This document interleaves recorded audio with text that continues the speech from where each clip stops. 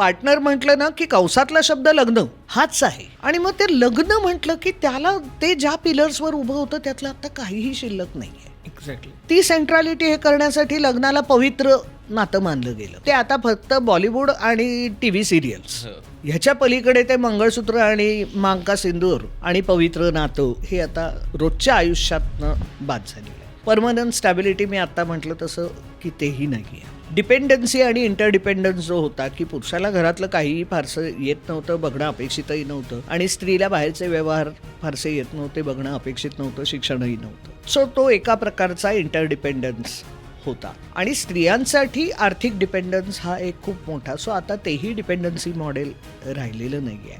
आणि जो आत्ता आपण आधी मुद्दा बोललो की ॲडल्ट लाईफची सुरुवात लग्नाशिवाय होत नव्हती, सो आता ती लग्नाशिवाय होतीये म्हटल्यानंतर लग्नाची अपरिहार्यता पण आता संपली आहे. बरोबर. मग आता लग्न हे आपण काय म्हणजे एक समारंभ आणि एक कायदेशीर अस्तित्व ह्याच्या पलीकडे लग्नाच्या नावाखाली आता काय आहे शिल्लक. आणि तरी म्हणून मग आपण पार्टनर म्हटलं, जोडीदार म्हटलं की आपल्या डोक्यात कंसातला शब्द लग्न हाच असतो, तो वापरत नाही हल्ली आपण.